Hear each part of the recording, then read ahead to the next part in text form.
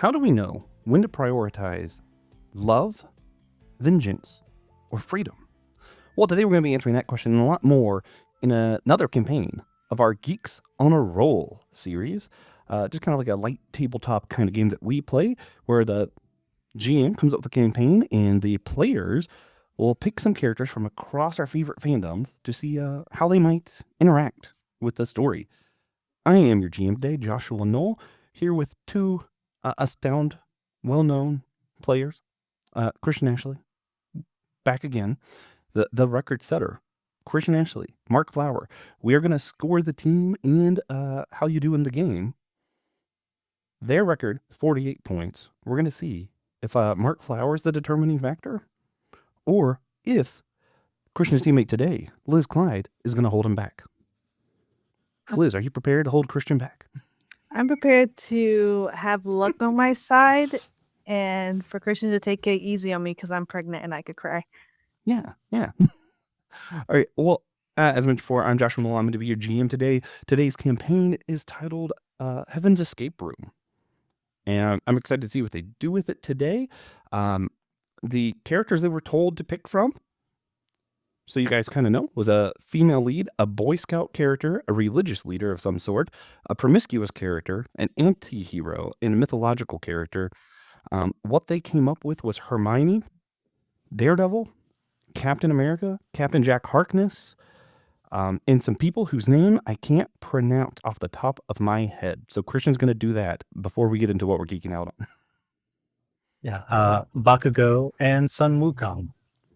Sun Wukong is one of those where, like, I read, he's never in any media. So, like, I don't know, sometimes in my brain, sometimes if I only read it, I only know it by the combination of letters visually, and I just never hear the name in my head. Like, I don't read that way. We just watch different things. Yeah, that too. So, excited. It's going to be a fun one. But first, we're going to shout out what we've been geeking out on really quickly. I'll mention I did another episode recently that reminded me how much I like the Trine video game series. I can't wait to get Christian to play it with me. It's totally up his alley. It's just platforming and puzzles.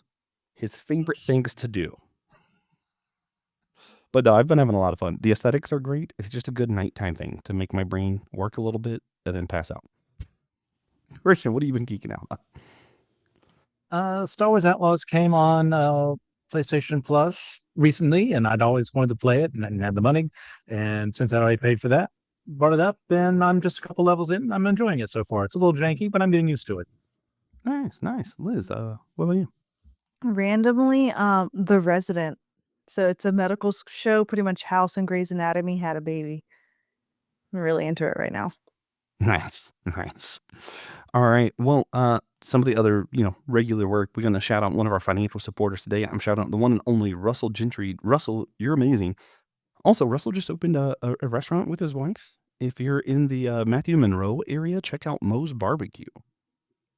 They do, good stuff, especially that sweet potato casserole. If they have that, get it. I want to remind our listeners, too, that you can get your own shout out by becoming an official member of Systematic Geekology on our website. Link is in the description. If you own a restaurant, I'll shout it out, apparently, so maybe that's enticing. I don't know. You can also, same link, you can find some extra free content on our website. You can buy merch over there. You leave a one-time financial gift without becoming a member. If the whole membership is not your thing and you just want to help us, you can do that. Do have to shout out one of our t-shirts. We're doing a Geeks on a Roll episode, so I got to shout out the Geeks on a Roll t-shirt. I'm wearing it now. I actually really enjoy it. Christian, you're not wearing it right now, are you? Not this Yours time. is like a gray color. I wore it last time. Yeah. The GM is required to wear it. That's actually the I do really like it, mostly because I love yellow, and it's like not like a bright yellow, so I feel like I can wear it and pull it off. Bright yellows don't work on me. As much as I love the color, they don't work. But I do like this t-shirt. Thinks it looks good in yellow. I like the design on the back. If you're on YouTube, you can see it. If you're not on YouTube, go get on YouTube and see it. So enjoy that. Consider getting the t-shirt. And remember, if you want to see the rest of this playlist, the Geeks on the Roll stuff, see some of our other campaigns. We had a culinary mission once. We recently had one that involved Murder World. We have a lot of fun campaigns. If you want to see more of these, link in the show's description, and you can find the rest of these episodes. Now, on to the main event, where First, we're going to talk about there's a phrase called that's on the T-shirt. Theology is play. I first heard it at Theology Beer Camp a couple of years ago, and I just really like that. When we first started doing these, I was like, oh, this is what they meant. Because my brain's slow until I experience something. Words are just words, and I'm like, okay, cool, sure.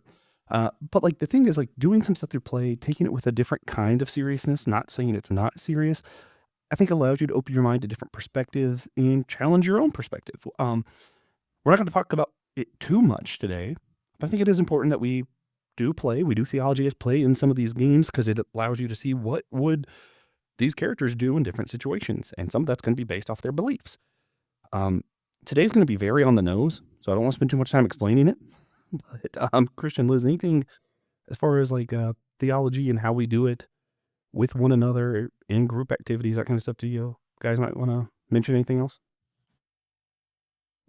I'm trying to think of something that I haven't said before since I've been on almost every single episode we've done here. And other than what has been said before by me and other people, is this idea of reaching out where other people are at, seeing what characters they want to kind of play or how they think this character would react based on how they understand them versus you versus how they react in the way in the world. It'd be very fun. I mean, you get the right group of people around. There's definitely some wrong people out there. I wouldn't consider any host here one of the wrong people, but I've played with some wrong people in the past. And what that can also teach you too is how not to do things.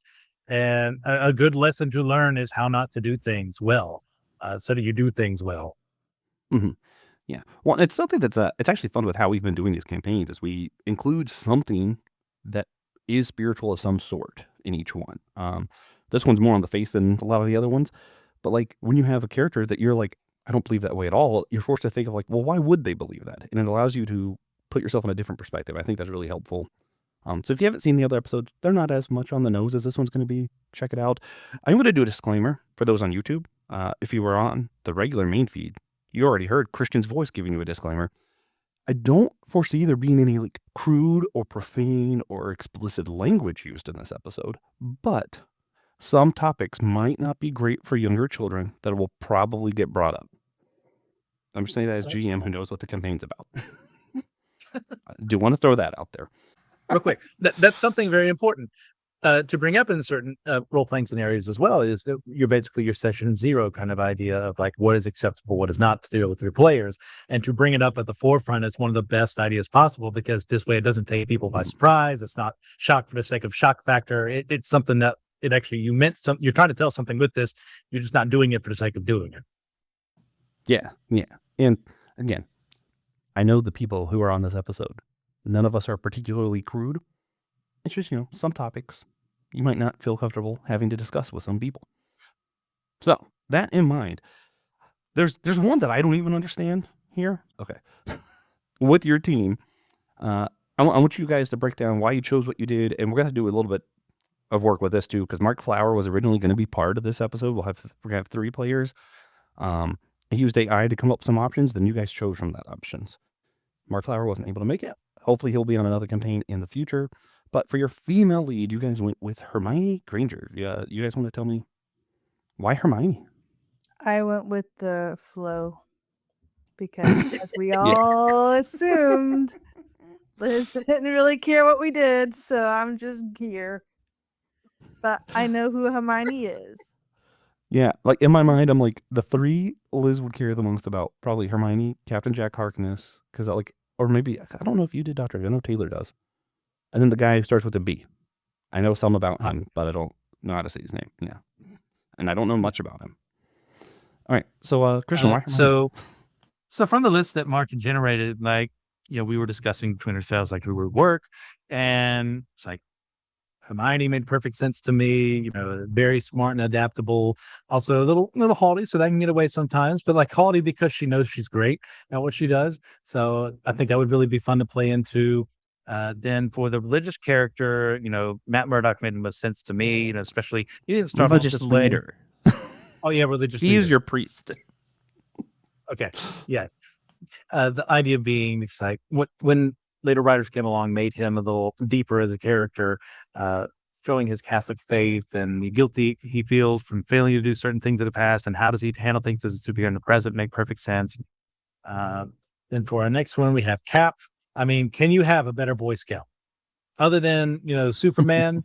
Maybe like between the two of them, I mean, they're kind of like the archetype for the character. Not to say that they have no flaws whatsoever or they're boring, but like that's who they are. They are the best of the best. Our promiscuous character from the list that had been assembled there, like Jack Harkness, made the most sense to me. Like the term omnisexual, pansexual, pansexual fails to describe Jack Harkness in many disturbing ways, and so I figured he'd probably be the best of the best for that spot. Then anti-hero is a little more flexible with what was generated there because Bakugo isn't really like an anti-hero, but he has anti-heroic aspects in that he's a little brash and in your face and literally explosive to the people around him. I want to say when I gave it to, I said anti-hero or just a hero with anger issues. So Yes, and he most definitely has that. And the last one was a mythological figure, right? Or character, something. Or character, yeah. And when that list was generated, I saw Sun Wukong's name on there. And oh, that makes perfect sense because those who've read Journey to the West and anything that he's ever been in, like that is kind of his shtick. That's why he's in a position he is in Journey to the West, is that he's fought against, raged against the heavens themselves because he thinks he's the greatest thing on earth, and learning humility is part of his path as he's, in that story. Yeah. And I want to say, the only thing y'all knew was the name of the campaign. Yes. And I think Hermione and Sun Wukong are like just so perfect for this. I'm truly excited to see what you guys do with them. Now, we do have some rules and stuff we have to go over. First, I want to let you guys know some of the themes we're going to be looking at is free will, intimacy, respect for others, revenge, that kind of stuff is what we're looking to kind of discuss through play in this campaign.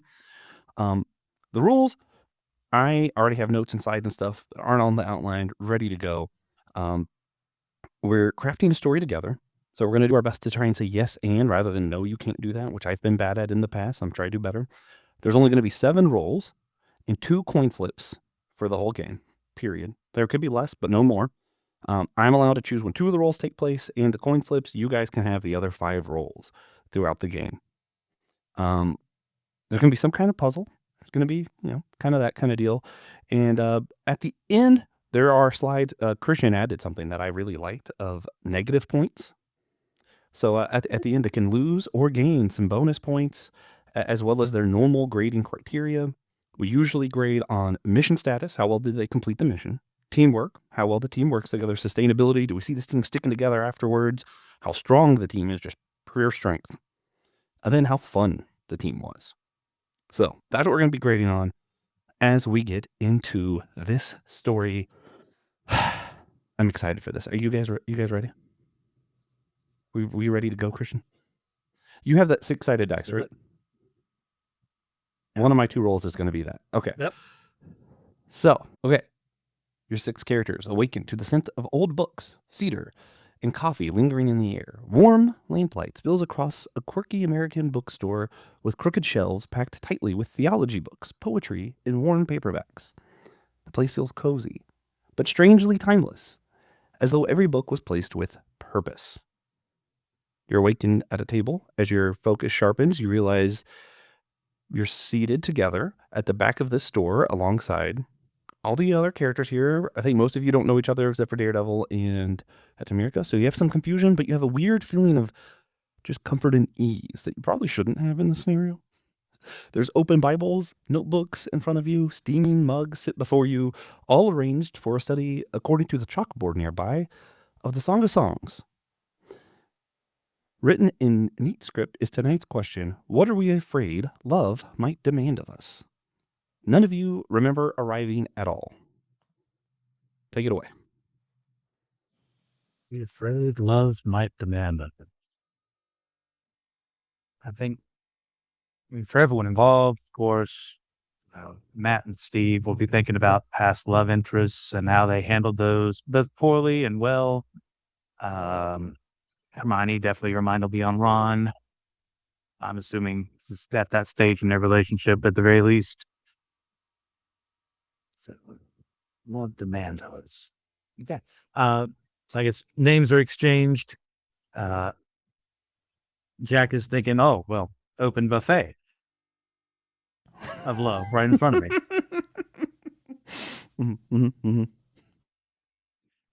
Bakugo, very upset. He's probably going to be, he and Wukong are probably going to be the loudest, and probably they're going to step out of their chairs first. If that doesn't elicit a reaction, they'll probably be like more like angry at why they're there, who plucked them out from where they're at. Yeah. I would agree. Steve's probably the most level-headed, I would think. Liz, any thoughts? What are your characters doing in this scenario? They're just confused and they want to go home. But they don't know how. All of them. This is the greatest thing that ever could have happened. Okay. Just saying. I agree with Peg. Especially Hermione. She's like, I have a spells test tomorrow. I gotta get back. Yeah. What age Hermione are we getting? That's No. probably important. I mean, If we're doing love, we have to do like. well, it has to be at least 6 or 7 in books. Let's do the 7th book for the heck of it. Yeah. I want her to be 18, just for She's in her last year. Then it'll be the year after that. Yeah. Okay. Okay. All right. Any ideas what they're doing? Are they just standing up and upset? I mean, Bakugo Steve will probably and not listening. Yeah. Will probably take charge here. He's got that commanding voice. He's used to dealing with people of very different stripes. So seeing, someone like Bakugo kind of going off the hinges, Steve works the whole he can calm down anyone. Like get to the point, okay, everyone learns who everyone is, get a sense of their surroundings. Is there anyone else there besides them that they can see? No, they don't see anyone. Even outside of the windows, it just appears to be dark. Okay. So investigating the room, would that require a roll as far as any exits or anything like that? Captain America is being annoyingly positive and we all hate him. I just want that to be declared as well. It's a weird way to pronounce love. But sorry, I love Steve, so I feel like you guys cheated a little bit by picking Steve. And like Sun Wukong is really kind of like Taoist, so it's like you guys really played to the to the dungeon master. Okay, who's investigating and what are they investigating for? I think out of all of these, it'd probably be Jack and Matt working together. So at regular D&D to give help action, that'd be with advantage. If you just want to be a straight roll because this is not D&D, you do you. What are they investigating for? What are they looking for? An exit? I mean, they're investigating a book. They're looking specifically for because Matt, he knows what a Song of Songs is. Steve knows what that is. I don't think Hermione was raised Christian, so I don't think she'd know. Jack would know what it means. But that more kind of like, can they find an exit? Is there anything like maybe cameras or something like that are looking at them? What can they get out of this room if they wanted to as well? No roll. They don't see any evidence of how they got here. They won't see any. They'll see the windows and a door, like it's just like a normal bookstore, it appears to be. If they try to open the door, something's like almost pushing against them. Like they can see outside. It's just like nighttime. It's like a regular street. They just can't seem to actually be able to walk through the door. Okay. I guess you would say, well, I suppose we must have to study the book then. Everyone, please open up to Songs 1-1. Would everyone actually comply? That's what I want to know. It's kind of like when they know there's no way out, like the one who's going to cause the most problems outside of Bakugo is going to be Sun Wukong. And it's going to be him. Like if you can't bash something down, like if Steve can't get him under control, that'd be an issue. But there's that initial kind of thing with him. But like he has in the past people who've been his minder, who've been like, hey, let's consider this action instead. Mm-hmm. Okay. So we're going to assume after some struggle, they eventually all sit down and he's taking lead, you're saying? Yeah, it's like... See, I wasn't sure with it being book related if Hermione would be like, oh, books. Yeah, I would think Hermione would at least like read it out loud. It's like, no, you're reading it wrong. This is how you do it. Slaviosa. then the other people read. It's like, I've only ever heard this preached once on a random Valentine's Day, and it was super awkward because the pastor kept getting flustered. Yeah, that's Steve. Perfect. So are they opening their Bibles to chapter 1? What are they doing? Do they all have Bibles? I Yes, don't. it's all in front of them. Everyone a had a Bible is book. open to chapter 1, verse 1. Yeah. After it's been explained, this is probably whoever's brought us here wants us to do. That's what they'll do. There's no way out right now. This might be our way out. All right, I'll read the chapter 1, verse 1 they have. It is written in prose, kind of like an old Greek play. So the ones that are familiar with the Bible might find it kind of strange how it's laid out in their Bible. But it starts with the beloved speaking in chapter 1, verse 1. Let him kiss me with the kisses of his mouth. For your lovemaking is sweeter than wine. Delicate is the fragrance of your perfume. Your name is an oil poured out, and that is why girls love you. As I read the first verse, Christian's going to roll a 6-sided dice for me. 3. Steve Rogers disappears. For the sake of the players, I will let you know he is not dead. He will not be eliminated from the game. He's just not here right now. All right. We have lost the most calming presence in the room. I think Jack will probably open his mouth to try and make a joke about, that's kind of how I want for my people, my lovers. But then when Steve is gone, as someone who he'll crack a joke every now and then, but he also understands the seriousness of the issue. Say, all right, everyone stay calm. What does anyone understand what could possibly have made him leave this room just from reading that? Because he was a dang nerd. That's what Bakugo would say. Well, dang nerd or not, something about reading this book makes us disappear. I am going to do my second roll already for Hermione. Am I allowed to roll for one of your characters? I feel like that's fine. I'm rolling for Hermione. If you explain yourself. Okay. I want to see what she hears. And also, she's just the most comfortable in a library setting, I think. 4. That's really unfortunate. But I imagine her as a very perceptive person. I would imagine still got she's high. proficient. She's not going to hear a ton, and she's not going to be able to quite make sense of why she's hearing this. But she does hear what sounds to her like 2 different people. One's a little bit older than the other, talking to one another. And the one's a little bit older is Travis. I told you we need to find the horror, not create one. And Travis is then going on like, well, okay, but it's the word of God. How could it possibly be bad? And you hear some mumbling back and forth. You can't quite make all of it out. And then you hear Travis refers to the older man as Professor Geller. Eventually you hear him with, you know what? I want no part of this. You figure out what to do with them. You hear footsteps slamming of doors, which is weird because you're in the bookstore. There shouldn't be an outside room. But that's all she's able to quite make out at this time. Okay. So this is people who've seen Dexter more than likely. I would throw Matt and Jack out. Do you disagree to either one? As who would see it or who would not see it? Who would have seen it?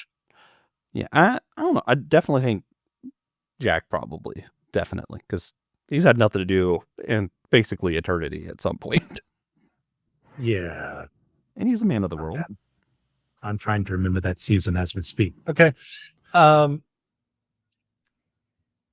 why would we see them? And for the uninitiated, he will explain season 6, I think, of Dexter. Yes, the Doomsday Killer. Okay. Yes. Travis's motivations, how he did kills with a biblical kind of theme, how he was kind of manipulated by the professor in question, Dr. Geller. Okay. So, all that in mind, we have. I am also It's kind of curious, without what Steve, who is taking charge here, do we think? Jack. Okay. Liz, any pushback, or you think probably Jack Harkness as well? Yeah, he's gonna, what's it called? Flirt his way to the top. Perfect for this context. It's just perfect that Jack's in charge. Would it be a history check for Jack to remember if anything regarding the Book of the Song of Songs was in the 6th season of Dexter, or would he know? Let's do a history check. I'm just curious. Let's see. That is an 18 plus whatever. Sweet. He remembers this season perfectly for some reason. He doesn't recall there ever being a mention of songs, mostly because I don't recall. So if there is, that's my fault, not Jack's fault, not the role's fault. He remembers there isn't.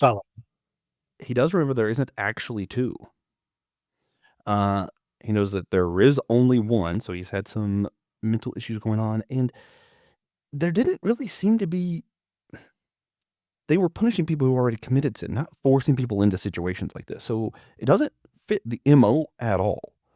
So he's very confused because it's definitely that voice. It sounded like two voices when he knows it could only be one. And it's just not the MO of the Doomsday Killer in the show whatsoever. Yes, it was more apocalyptic stuff, more revelation, and the like. All right.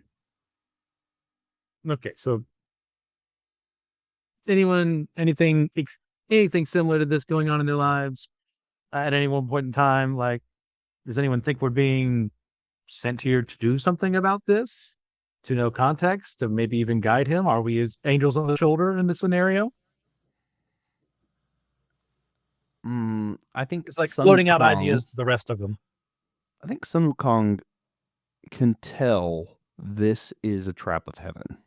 This is something Hermione the thinks gods. it's just destiny. He thinks this might be a misdirect. The whole Geller everything. He's like, I think this is the gods. I don't think it's them at all. As in, there's a divine power here, but it's not. Yeah, Sun Wukong isn't buying the whole Doomsday Killer bit. He thinks it's the gods messing with them. Okay. Should we continue reading? Do we risk losing someone else? Or let's go over what we read before. Listening with the kisses of his mouth, your love is more delightful than wine. Pleasing is the fragrance of your perfumes. The name is like perfume poured out. No wonder the young women love you. And that's as far as we got. Mm-hmm. Liz, what do you think? Would Hermione's they keep studying? It could be a love potion. Maybe to what end? I don't know. Just thinking, what is this narcissistic man trying to get people to love him? Because I'm banking on Hermione doesn't believe in God, so she's not thinking anything about this. I don't really know about her home life is that her parents are dentists. Right. And usually Dentists doctors most feared are of the Almighty. Most doctors are like more in science and stuff versus theology. I'm thinking. And she's a very. She does recognize the Bible verse at the graveyard. So she's at least familiar with the Bible. That is true. And she loves studying. So at the very least, she might have a curiosity as... Can you repeat the opening question again? I don't have it written down in front of me. Yeah, 1 second. What are we afraid love might demand of us? Afraid love might demand of us. I think Matt will speak up. He'll say, sacrifice?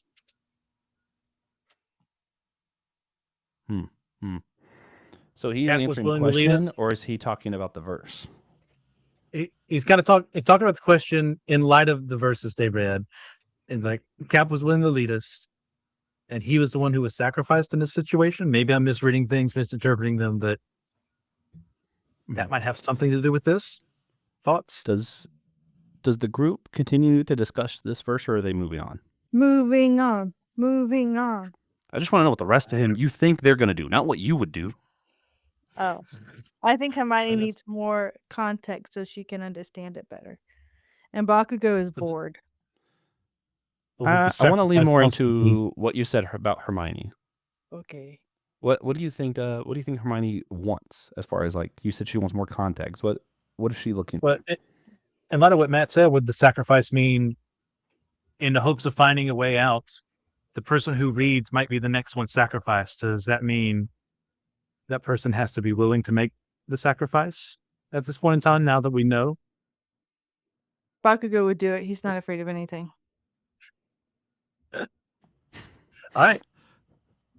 So Bakugo's Bakugo's up going to read next. the next verse. We don't have enough context. Yeah, Bakugo reads next. So Sacrifice him. sacrifice him. He's going to Okay. sacrifice himself. Ron, no, you can't. But which is very in character for him. He's willing to put himself on the line for other people. Oh, actually, I think I read the first 3 verses. Your Bibles are laid out Yeah. very weird because remember it's in prose. So, titled the first Yeah, poem. the first 3. It's still the beloved speaking. Draw me in your footsteps. Let us run. The king has brought me into his rooms. You will be our joy and our gladness. We shall praise your love more than wine. How right it is to love you. I feel like I should just leave this open. So, question that Matt would know the answer to. Which translation are you reading from? Because I was reading, I think, NIV. And I want to make sure we're doing this correctly. I don't think Matt would recognize it. Okay.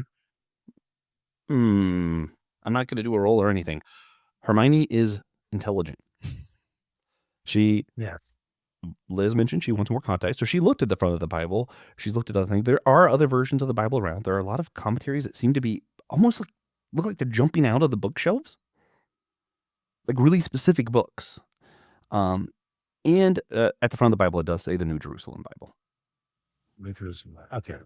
Got to do that one in college. At the notice that these books are like seeming to want to jump out at them, I'm sure multiple people will jump up, will get up out of their seats and attempt to read them. I know Hermione, Matt would do it. Jack would once he recognized that. Wukong, out of curiosity, Bakugo's already got his Bible. He's not moving. See if like any of those. Go ahead. All right, let's see. Hermione, when she's looking at the books that jump out, she pulls out a dictionary of biblical imagery, a couple lexicons, a book by Longman III called God Loves Sex. That's actually about a Bible study on the Song of Songs. Matt grabs the Oxford Bible commentary in a commentary on the Song of Songs written by St. Gregory of Nyssa. Who else is grabbing commentaries and stuff? Wukong did. Wukong grabbed Everyone the but Bakugo. Targums. Of all things, Wukong grabbed the Targums, like just a whole set. And we'll see, Jack Harkness, he grabbed another commentary by Longman III, St. Bernard of Clairvaux commentary, and Matthew Henry and John Calvin's commentaries on Song of Songs. So they have all of these laid out on the table, a lot of stuff out on the table, ready to go when, boom, door busts open. Gorr the God Butcher, John Constantine, and Castiel break open the door.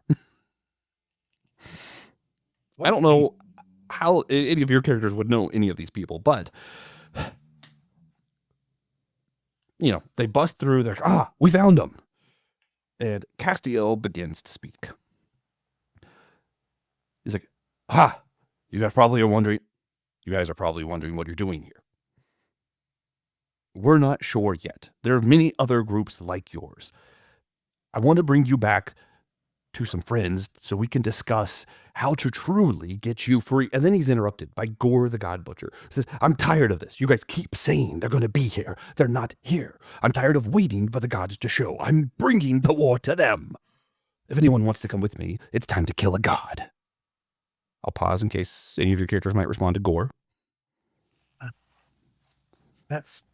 That's tempting for Wukong, but he named himself Gorr the God Butcher. Wukong was more like wanting to humiliate, not murder the gods. So Mhm. he'll say no. The Harkness only will other say one I was no. I don't curious think was anyone else. Batsuka. Was Batsuka like pissed off Bakugo enough that he's like, is let's like, do this? he hasn't really, his theology has never really been present in any series. It's more like, oh, great, another, I was just about to read. And then these idiots come in. All right, so we don't think anyone's going to go with Gorr, the God Butcher. I would say All right. no. All right. He storms off, black clouds, whatever. Then John Constantine interrupts. He's like, well, I was here for the break-in. I have some business in hell. If anyone wants to join me, your friend Steve is probably there. And he turns around to walk away. Is anyone going to go with John Constantine to hell to find Steve Rogers? But that's the thing, though, is it's not a lot of time to make a decision because we don't know why we're here in the first place. Mm-hmm. I agree. The Castiel, is he going to explain why we're here first so that we can make an informed decision? He just looks aggravated that no one seems to want to let him finish his sentence. John Constantine's We're walking out waiting. the door, so it's like a split second. You're either going with him or you're waiting to hear your cast. It's like, I think, what do you think, Pang? Do you think Bakugo would go with him willingly to hell to rescue someone? That sounds he perfectly just in met. character to I me. think if it means he gets to fight someone to prove he's the best, he would. Because he is a hero at heart, but he's also He has got to to prove save himself at the someone. same time. I think he I would think go try Bakugo and would go save. off with Constantine. Mm-hmm. No one He else, has- just Bakugo? He has to prove he's the bravest. I don't know. I think Matt knows other better than to guy. enter hell. There was that really terrible Ahmed comic where he did for a bit. It was awful. Yeah, the flirt would just look out for himself, so he's not going to put himself in danger. I think Jack would want to know more why they're there versus, okay, something else I have to deal with. Hell is real. Let's move on to something else. Hermione's going to be too Hermione, cautious. I'm gonna go to hell. Yeah, Right. We'll put a Send pin on this. Bakugo to Then. hell. His Bakugo's going with John Constantine to hell to rescue Steve Rogers. Bakugo. And Cass is going to finish. Finally, I'm part of a team. We're the Freedom Fighters. I want you to meet them. They can explain to you what's going on-ish, as much as we know, and get you out of this. So you do have the choice of just leaving. Castiel's also going to mention you also could just go home, but nothing will be the same. You're probably just going to return here. But that's up to you. You can go home or you can go with Cass. You go with Cass to meet the Freedom Finders, or just go home. Wukong's been slighted. Someone plucked him away from where he wanted to be. He's going to find out who it is and punch him in the face for it, or with his staff. Hermione is very curious about what's going on. She want to join him, I think. Matt, Daredevil, is like, I have no clue what's going on, but in every crisis crossover ever, I have to be part of the team. We'll figure it out together. And Jack is like, yeah, I'm not going to hell. I'm not going back. That'd be too easy. And I've never done things easy. All right. So Bakugo goes with Constantine. Everyone else is going to go with Cass to meet the Freedom Finders. Yes. All right. The slide thing a little bit easier on me. Bakugo and John Constantine go to hell. It's not really that difficult for Constantine. He just can kind of come and go as he please. Constantine's going to catch Bakugo up on some stuff. Like, yeah, we've been doing this for a long time. There always has to be 5 for some reason. If there's more than 5, the excess ends up here. Every time. There's all kinds of Bible studies, prayer groups. I was supposed to be part of a prayer group. And he's just going on and on, smoking the cigarettes, whatever. Butts in. You find Steve incredibly easy. So now it's Constantine, Steve Rogers, and Bakugo are together. And Constantine hears something, and he stops. He takes a detour in hell, and you discover there are a group of demons betting on Bible studies and prayer groups and stuff that are happening all over the globe. They're placing bets. Constantine finds yours, sits down, and goes, I am going to bet. Yep. Captain Jack Harkness. He's going to fall in love with everybody. Okay. Ooh, how many people? I think at least 2 of them are going to die. Constantine just starts joining the bets. He's like, oh, I can let you guys go home if you want. And opens a portal. You guys can go back and join Cass and them. Or you can stay here with Constantine and make some bets and hang out. Oh, it's not done. Cap was saved. he's going to get back and help everyone else. And Bakugo, his whole mission was to figure out what's going on and save Cap. So yeah, he's going to go back too. No chance Bakugo's so mad that people are betting on him that he wants to just Oh. kill them all? He's going to prove them wrong. He wants to Well, better way to kill do it. everyone all the time, so he needs to go defeat the top dog. He wants to be the best. I think- He's So not- he doesn't care about the betting ring. He yeah, cares he's who's not behind gonna. it. Those are too small fries. He needs to go straight to the top. And at the end of the day, like, is he even capable of killing a demon? Like, I think everyone has enough of a theology to know that you, yeah. All right. So they're both going back, and we're going to find the Freedom Finders together? Yes. Okay. Time for another little reading right here. You appear alongside Castiel, and you're immediately met by the humid warmth of a family restaurant tucked deep in the Louisiana bayou country. The place feels lived in. There's wooden panels, walls lined with old jazz posters, faded family photographs, the smell of fresh gumbo in the air, fried catfish, strong coffee. Ceiling fans are turning lazily overhead while you hear some blues. Old radio in the kitchen. It gives the whole place kind of has this feel of like somewhere people just gather to belong rather than just to eat, right? So it's more of a community than just a restaurant. At the center is a dining room. So it's a table that looks like they're just waiting for you. Gathered around the table are Captain Benjamin Sisko, Kamala Khan, aka Miss Marvel, Swamp Thing, Captain Jack Sparrow, and the 12th Doctor from Doctor Who. They're in the middle of a conversation of some sort. They keep passing back and forth a Hail Mary for some reason. And there's empty chairs waiting for all of you to arrive. And Castiel goes, of course, going to walk you up to the table. And, of course, Benjamin, Captain Sisko, is, before we get started, what would you like to order? Everyone can just have food. Daredevil would like to use the super senses to make sure that everyone here that would have a heart indeed has one. He's going to check for 2 hearts for one specific person. And he's met Kamala, so he's going to make sure that she, passes, the Daredevil vibe check. Yeah, everything's on the up and up. Okay. Yeah. No roll. Right. I'm trying to think of food choices for everyone. Well, Captain Benjamin, while you're thinking about your food, he's explaining, I don't know what reality this is, but in this reality, I can watch my son. He's in there with his grandfather. They're running the family restaurant. He's a writer here. He's just really kind of happy to be here. The doctor keeps rolling his eyes at random things, and it's just randomly investigating things kind of thing. And Captain Jack, of course, is telling me, bring me more rum. Where's the rum? Just constantly. And then they're passing the Hail Mary around. Whenever Captain Jack wasn't touching the Hail Mary, you noticed him weirdly bowing. Dear Lord, bring me some more rum. Is there a drink called a Hail Mary? No. Is that what you're talking about? I probably said it wrong. The beads. Oh, the prayer beads? rosary. The rosary. Yeah, that's what I meant. Yeah, was the like, rosary. Hail My Mary, bad. Bloody Mary. I was like, The rosary. I thought you meant Bloody wait- Mary. rosary. Yeah, Well, my bad. Daredevil, as our Catholic, his Catholic senses are going off here, wondering His why super it Catholic seems to have, yes, seems to have such an effect on them, given that, as far as he's aware, none of these people, especially Kamala being, a Muslim, why it's having any effect on them at all. Well, place your orders first. Everybody should get some food. I mean, The doctor's honestly, all's going to be explained a good time. Just go ahead and order so he'll move on. Matt will let everyone know that as far as his senses are, well, these are the actual people they say they are. I think we can sit down and order, and I don't know everyone's orders.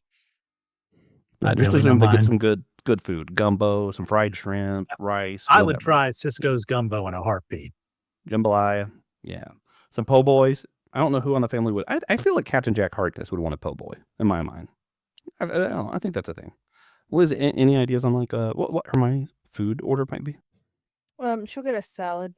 Mm-hmm. I just like I think details. Details are fun. I think Steve will ask for something his mother used to make. That And I'll makes go sense, yeah. vague like that. And they probably have it. Is anybody sharing in rum with Captain Jack? I feel like Captain Jack and Captain Jack Harkness. might share rum. Oh, he's found a kindred spirit, minus the omnisexuality.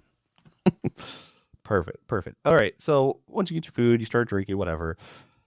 Mostly Benjamin Sisko's going to be explaining it. I'm not good at voices, so I'm not going to do a lot of voice work here. Hang with me. I might do some Cat and Jack because I do like doing Cat and Jack. They do explain where their group started and what has happened. It was originally 9 of them. No, 8 of them, sorry. Originally 8 of them appeared on the Black Pearl for a prayer group. And the Indian Trading Company, of all people, were outside the door talking about why they need them to do prayers or whatever. And Captain Jack immediately realized, no, they don't care about that. This is not right. And also, they weren't able to be trapped because the pearl means freedom. Sorry.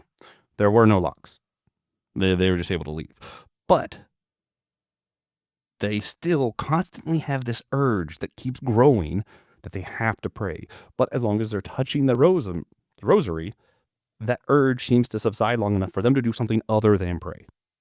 When they're touching it, they don't have to pray. When they're not touching it, they're just constantly finding a need to pray. Castiel kind of explains, as they found other groups, they've been able to set a lot of these groups free. You just kind of have to finish the study or the prayer or whatever. Unfortunately, fortunately, their group, of the 8 of them, the 3 that were sent to hell was Swamp Thing, Constantine, and Castiel. So they were able to just kind of immediately come back up because it's hell, and Castiel and Constantine had no problem just coming back up. But Constantine refuses to pray with the group. So they can't kind of get past this. But the other groups they found, as long as they finish the Bible study, prayer meeting, whatever, the urge seems to go away and they're fine. We still don't know what's causing it behind everything. We keep hearing that God shows up at these meetings occasionally. And that's why they've been able to kind of string Gorr along with them to hopefully show up when the God shows up so that he can kill them. Because that's all he wants. Cass is kind of indifferent to killing the God because he wants freedom above all else. Constantine just keeps freeing people from hell because it pisses off Satan and he thinks that's fun. But that's kind of what they've learned. These study groups keep appearing everywhere. A god of some sort apparently appears during them. If you don't finish the study, the urge grows and grows and grows until you either have to touch something physical that represents the thing, like the rosemary or a Bible, or finish the study for the urge to go away. So he said 8 sorry to interrupt. 8 originally. These 5, Castiel, John Constantine, and Gorr. Okay, yeah, I was just making sure I had my numbers right. Gotcha. Yeah, so they present, this is how things go. Castiel's going to urge you to just go back, finish the study so you can move past this, because that seems to be the easiest answer. Steve will step up. So that makes the most sense, but the question is, who or what would have a reason for us to do this? Obviously, we saw the betting things and help, but what reason would they have to do this? Are they hoping for people to screw up? Are we having a screw tape letters kind of situation here in certain regards? What do you know beyond that? The doctor is going to perk up then. It's like, that's what we're trying to figure out. I just don't know why it's happening. And that's basically the only reason the doctor's still sticking around, because he truly has no idea why it's happening. And of course, Captain Jack will pull up with I thought we were here for the rum. Dear Lord, may I have some more rum? And then the waiters of the restaurant bring him more rum. Because they can.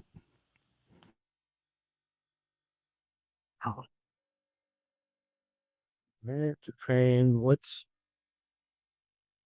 assuming not God, we would have the motivation to want people to continually pray in general, because that's out of character for him. Yeah, well, your group didn't have the urge to pray. Yours is having an urge to read Song of Songs, which Captain Jack Harkness was like, this just feels like a normal urge to read something sexual to me. I don't know. Yeah. So there's something about us that makes us, that's why we had to be there for that. Or does it not matter what it is? Yours was Song of Songs. The Freedom Theirs was Finders was prayer. prayer. There have been some that have done Genesis, some with Daniel, some Revelation. It just depends on the group. Okay. So something is They will say motivated that people. it does seem to all be Christian related. So, Yes. yeah. Something is motivated for everyone to continually read scripture. Could it be someone who has a mistaken belief that if they just keep forcing it upon someone, that eventually they'll come to faith? Castiel hears a lot of angel chatter about things, so he's pretty sure it is coming from either angels or demons, but he's heard nothing in this universe that actually seems to suggest there is a God. So he's confused because they keep saying God shows up, but nothing on angel radio is actually mentioning a God. If there's anything I trust, it's the theology of supernatural.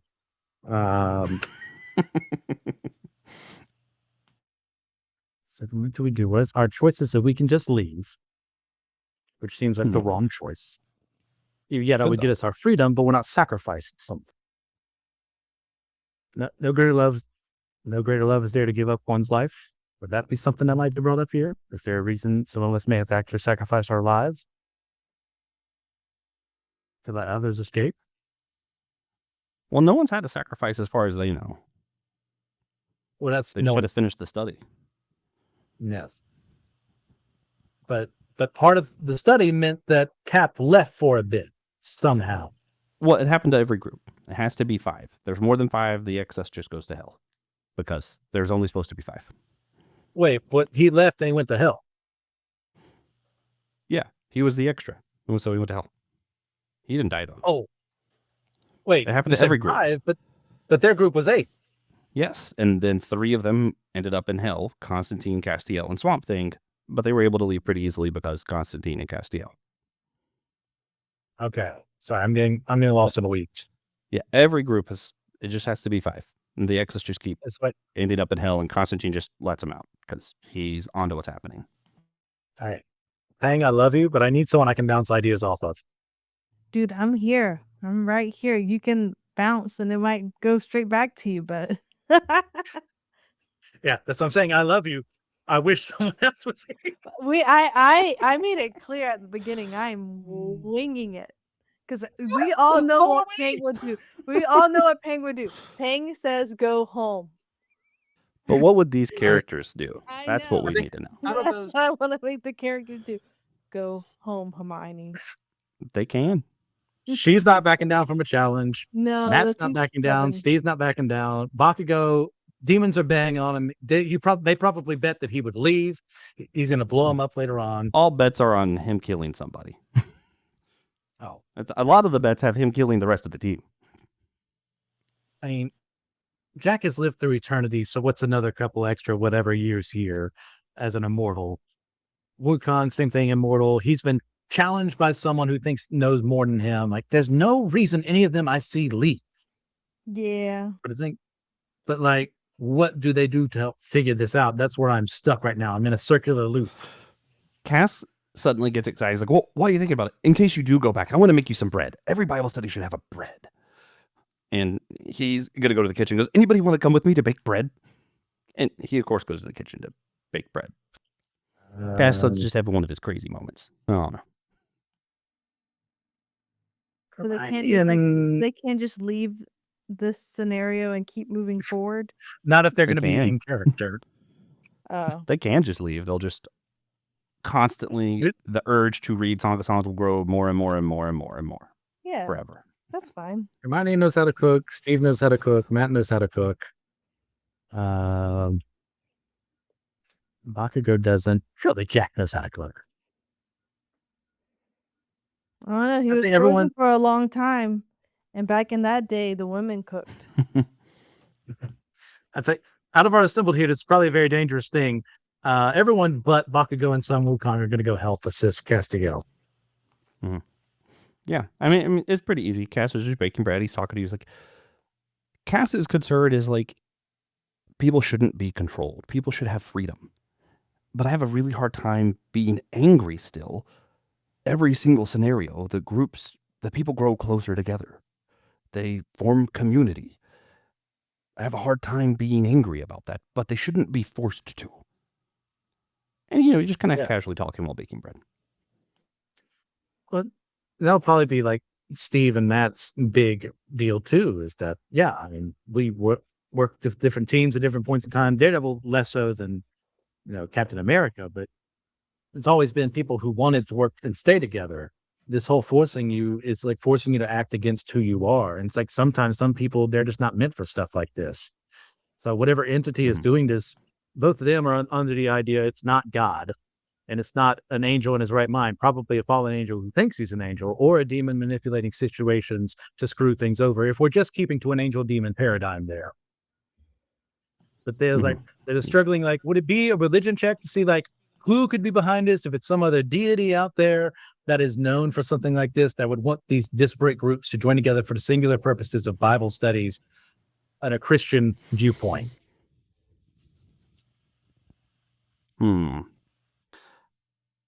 Do a check for Jack Harkness. Okay. That is a 15 base. Nice. Okay. He's just, this all feels like TV. Like, there's so many, like, demons or tricks or angels, or I've watched Supernatural. Why couldn't it be Loki, Gabriel? Why couldn't it be one of these? Like, it feels less evil and more mischievous. And Cass kind of jumps on, is like, yeah, I want to stop it. But you're right. Like, the outcome is community. It's love. Like, it doesn't feel evil. But I don't think anything bad has happened from people finishing the study. So at the very least, that's why I think you should do it. Even if you stick with us as the freedom finders and help us find the root cause, I still think you should finish the study. But wouldn't finishing the study mean they all leave? It just means the urge would leave to constantly pick up the Book of Song of Songs. All right. I think we're faced with a difficult decision here. Anyone who wants to remain so and finish the study, we'll throw it out to the group. And I think for the same reasons we said earlier, they're going to do it. Finish the study, roll the dice. All right. So they're all going to go with Cass is going to bring you back. You now have bread. All of the commentaries are still there. Studying Song of Songs. Who's up first? No. I'm more than happy to put myself at risk again when Cap will stand up. Oh, you can put me at risk. I don't know what's going on. Oh, if Hang wants to leave. You're all of the characters. You're both all of the characters. I'm just here winging it with if anyone out there is like, Christian keeps talking over her, he's not letting her have a chance to say anything. You don't know who I'm dealing with. I'm trying. I did warn. I was like, man, it's been since high school since I've done D&D, and this is like a different version of D&D. One of us has to be the active agent. The other has to be the passive one to make fun of the decisions the active agent is making. Oh, I can make fun. That's why we work so well together. I'm over here like, hey, I'm just proud because I keep on trying to think it was like, nah, to disagree for fun. But I'm like, I'm not supposed to disagree for fun. So I am doing well. Okay. You're at the table. You have the books out. I have my books. Hot coffee seems to be back. You have the bread that you baked with Cass. Is it sourdough? What happens now? I don't know. You guys didn't really specify. I'm assuming I it's like Cajun sourdough for some reason. Sure. Cool. Sure. Well, it should be challah if it's gonna, If it means you contributing, sure. Maybe he made both breads. There's plenty of you. You could have made more than one loaf of bread. True. We broke bread. Okay. Let's finish the thing. I put myself at risk. Who is yourself? Myself is I don't like the flirt. Hold on, Jack Harkness. I said Cap would take first lead again because if something happens, he's more than happy to be the one who goes in danger again. That's this whole shtick. Fine, Boy Scout. Jerk. Okay, the next verse. I am black but lovely, daughters of Jerusalem. This is still the beloved. Like the tents of Kedar, like the pavilions of Salma, take no notice of my dark coloring. It is the sun that has burnt me. My mother's sons turned their anger on me. They made me look after the vineyard. My own vineyard I had not yet looked after.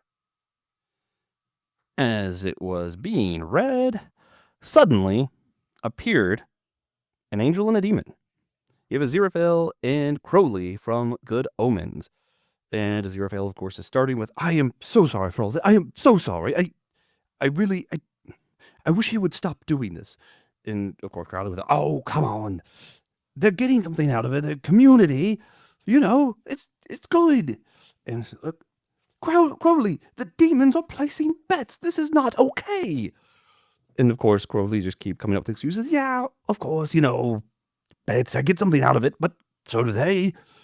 And while they're bickering back and forth, and Aziraphale's trying desperately to apologize to your group, of course, Gorr shows up. He figured out what happened, who's behind it all, and he's ready to kill Aziraphale and Crowley. And Constantine, because Constantine showed up in the corner eating popcorn going, I just want to see how my bets play out. Gorr's mad at all three of them, ready to kill those three. Cass is confused on what side he's supposed to be on here. This is There what you Sun are. Wukong has been waiting for this whole time. The moment he saw Gorr, he knew it was going to have to go down. Not a question, no second thought. Boom. Fight between the two of them. We are talking Gorr the God Butcher, Sun Wukong under the Jade Emperor's, practice here. Like, this is what he was made to do. Fight and brawl and have his way with having fun. And I think right behind him is Bakugo. Okay, so two of them are just, we're going to fight Gorr now. Like, what are the rest of them doing? About, like, the whole thing with, like, I should have known it was Good Omens this whole time. That's on me. The finale just happened. I couldn't help it. Yeah. The fact that they're behind this to an extent, Crowley, they'd probably say Crowley in the show. They do say Crowley. It's weird. Oh, they do? Oh, good. No, It's so Crowley's strange. correct pronunciation. Yeah. Go to Joe and Maya's episode now, Sir Crowley for Friday Night Frights if you want to do that. So yeah, this makes perfect sense now. Trickster entity, Kappa, and I mean, not as much Daredevil have seen Loki do his thing multiple times over. Hermione's dealt with trickster wizards before. Jack by himself is a trickster. It's like, okay, you brought us here, but there's no like anger directed towards them. It's more like we're gonna have a talk after this is over. So they will defend the two. Okay. Do you guys want to describe the fight? I won't make a roll because, like, I think this 6 with Sun Wukong and Hermione being a wizard, I don't see them having a problem. I think Castiel's still like conflicted because he's like, well, these are both my teammates. Control is bad. Like, he's just talking to himself. Like, control's bad. Killing's bad. Since they're not it's one of those things. Hermione the death spell. But would she have it in herself to do that? Yeah. You have to believe in it with your whole heart. Well, I think do a roll for Hermione real quick. It's a false god, though. What? Just in general, just a D20? Yeah. 10. Hermione's Agent King, pretty powerful wizard. I think that gives her favorite till. She can tell the Necrosword seems to be the source of Gorr's power right now. So of course she knows a spell to disarm somebody. Anybody want to? Okay. Cast a spell. Expelliarmus. All right, he is now unarmed and just a normal alien. How do the rest of them are they killing him, beating the crap? What did the rest of them do here? Murder god of his illusion is going to explode him. Yeah, his whole spiel here, Sun Wukong, is that he's brash. He knows his own strength, and he chooses to fight that strong anyways with his opponents when he's like unfettered. The problem is when he's unfettered, bad things tend to happen to other people. So he was fighting a god, a legitimate god. Now the Necro Sword is gone. One power hold to the head. Homebody ain't making a home. Like, his head has been lopped off with one strike because why would he pull back? He was just a god a second ago. Perfect. And Bakugo wouldn't make the striking blow because they were betting that he would. I get it. I feel you. All right. He is dead. By the time the fight's over, you notice that Crowley and Aziraphale are gone. And Cass says, I'm going to go ahead and clean this mess up. And while he's cleaning, he goes, there's no reason you have to, but you always could finish the study. I've seen really good things happen from this.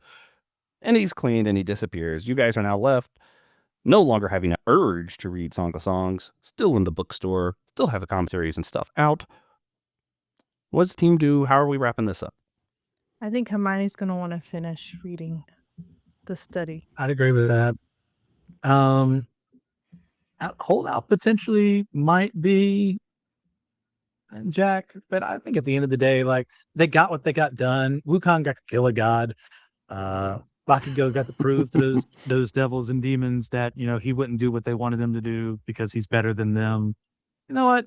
Everyone's had a fun day, a stressful day, but a fun day. Why not unwind with some Song of Solomon?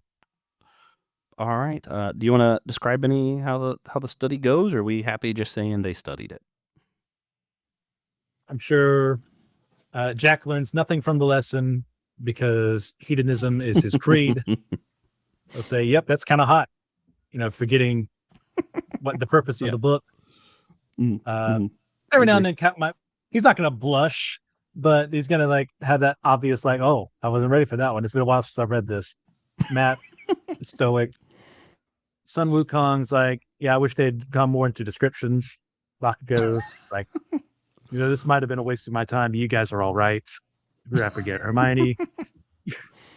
Hermione had fun. All these dude bros and her. Yeah, she I feel like definitely comes out superior. She's definitely the most book knowledge of them. I feel like she knows how to do a study. All right, are we satisfied? Anything else we want to say about our team wrapping this up, or I'd they had say a good Bible study and went home? Probably another one of those circumstances brought us together, but we're not the Avengers by any stretch of the imagination. See you at the next Crisis crossover event at best. All right, I don't know what the next slide is, so I'm going to move back to here so I can see. Okay, next is bonus points. So I do want to wait till we do our regular grading before we do the bonus points. Fun. I like how the mission played out. It was a good times. Mission status, yeah, 10 out of 10. We finished the Bible study and aren't being controlled by anybody. So, I think that's a solid 10 out of 10 for me. I should write this down so I can actually keep up with my score. All right, 10. Next would be teamwork. I actually feel like they were a little reluctant, but everyone went along. Having Cap really helped bring everybody together, I think, and you pointed out, Cap's dealt with the Hulk. He knows how to deal with anger issues. Sun Wukong and Bakugo still gave up some resistance. I don't think it's a perfect score, but I'm going to give it a 9. It's pretty close. I think that's fair. Yeah. Sustainability, just because Wukong's there, he's not sticking around for anybody. I don't care what the team was. Just wasn't going to happen. Journey to the West, the only reason he sticks around his friends at the beginning is because he's kind of on a limiter. He can't do what he normally can do. Yeah. And yeah. Hermione has the Christian in me problem of being a little bit of an introvert. I just want my books. I don't see her staying around long, and I don't see Bakugo wanting to be friends with any of these people. So I think sustainability, I'm going to score kind of lower. I'm going to give that one a 4. Strength. Fair. It was a strong team because Bakugo and Sun Wukong are super strong, but we've had teams with Mothra on it. You could have had Superman on this team. You didn't need a particularly strong team, but when I'm thinking about it, this isn't the strongest team. By no means is it the weakest because you have a freaking wizard and a god on it. I'm going to give it a 7. 7 for strength. Okay. Yeah, Christian doing Mothra that one time really just messed everything up because I was no team's as strong as that team. Fun. This team was incredibly fun. Because Bakugo and Jack Harkness play it off, and then Steve Rogers and Matt Murdock playing it straight. That's a fun time. I think they all actually did enjoy themselves. Even Sun Wukong getting to kill Gorr, I think he really had fun with that. And Hermione got to read. This might be the only time I give a 10 for fun. I feel like this team had as much fun as they could have had in a mission. So, that puts us base score 20, 30. I don't think I'm counting right. Give me a second. 10, 20. Nope. Okay. 33, 40. So our base score is 40. Did I win? The record is 48. So now let's check our bonus points. That is not the bonus points. Okay. -2 if you joined the gambling rink in hell. You did not. -4 if you completely avoided the Bible study. You did not. And -5 if you let a 0 fail die. You did not. What was the plus no negative points? points. Plus points. Okay. If you took the time to discuss the context of Song of Songs, you kept using the word context, but no one actually read anything about the context of the book. Yeah. We So kind leave of that did, out. but not like that's not an absolute. I'd say no. Yeah. 2, if you made dinner for everyone with Cass. So you got that. 2, if you saved your lost teammate. Someone Bakugo went, so you get that. If you brought someone else to Bible study, you were going to get 3 points. No one did that. If you won all the bets you made in hell, you have to bet to win. You would have got 4 points. That would have been -2 plus 4, so it would have been 2. So you didn't get that. 5 points if you completed the mission without any use of violence. We didn't get that. So that leaves us at 44. The second highest score, I think. I said that might be the second highest. Yeah. It was close. If So Mark wasn't here. We're first loser. Yeah, if Mark was here, we would have done better. You're not supposed to agree. I was banking on just coasting more, honestly. Oh, no, it was good though. But well, before we move on to our wrap up, Christian, Liz, do y'all want to comment anything about like some of the themes as far as like intimacy, revenge, teamwork, and all that stuff? I don't like teamwork, so that was hard. I couldn't tell. Christian, anything on your part? No, I was flustered there near the end because I kept, having ideas about what it could be, and I was getting frustrated too because I kept, like I said, that circular logic kept going on. It's like, no, I need someone else to tell me why I'm wrong and why it has to be something else. So I was just confused why there was so many outside forces. But that was part of the process too. Yeah. But also that was fun in the frustration because you're recognizing your limitations. It was big. Fun and frustration together. But that's how your perspective on the matter. Like I could have just shut down and said, I don't get it, I give up, which is what I tend to do with puzzles and riddles because so he's gonna play Trine with me. It's gonna be great. And platformers, I'll just do you a favor and I'll shoot you right now. Yeah. But no, like that was fun. Yeah. Getting through that. Go ahead. I was going to say, two of the things for me that really came out was like, I didn't expect Steve Rogers to make that big of a difference even after he got disappeared. Like the fact that like just having someone who can be the calm head, who, even though you have angry people and people who are straight up hedonist in the room, people who aren't religious at all, I was like, okay, listen, if we have to do this, we can do this. And seeing like what a good leader, what kind of impact, and like, I believed it. Like I didn't actually question you on that. I was like, yeah, actually, that's what a good leader does. So I was like, that to me made a bigger difference. I thought. Then you kept bringing up the sacrifice thing, and I'm like, man, I wish I would have incorporated that because that is an important part of love that I thought was actually really interesting. You gave me the opening quote. I was like, oh, it's got to mean something. If it wasn't for them trickster gods, all the misdirections. I will say one thing we didn't do that I thought was going to be interesting. The way to avoid violence altogether, there wasn't, in my mind, there was going to be an option where you were going to be able to talk Gorr down from what you learned about intimacy and how God actually desires that more than revenge. And how there wasn't particularly a God involved. Yeah. But like I could have seen that as a possible conversation that could have happened. So with different characters that would have worked. Yeah. Yeah. I thought it was fun. Any other takeaways from you guys before we wrap this up? Yeah, I had a lot of fun. Yeah, that was fun. Yeah. It was good too. Great team for fun. A lot of the chaos, it worked in the end. And now in hindsight, I can see things a little easier, which, you should be able to do after a story. And that's good. Well, thank you. And I can't wait for the next one that you're about to do. And maybe someone else will beat the record. But for now, we are going to go ahead and start wrapping this one up. These episodes are always a little bit longer. It's just the nature of what it is. But we'll do an extra question. What character might you have included if you knew what the campaign was going to be ahead of time? Chris did this last time. I think this is just the perfect bonus question for these episodes. So we're going to do that again.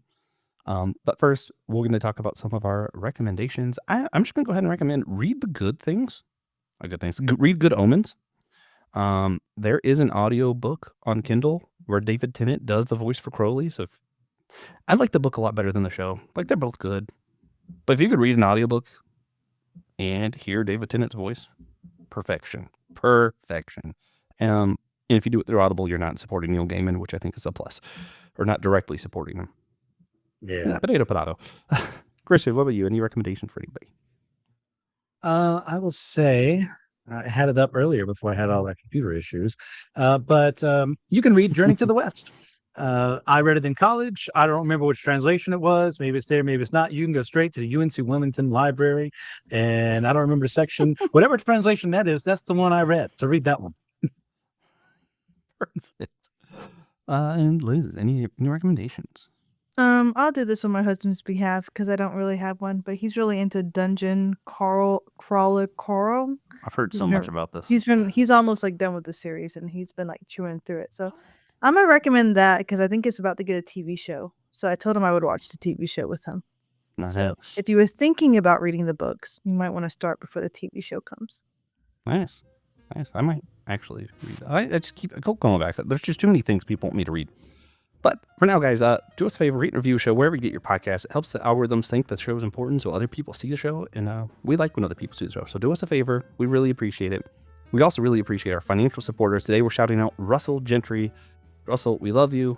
We hope everyone listening will try to go to Monroe, Matthews, wherever Moe's Barbecue is near here, and support Russell for supporting us.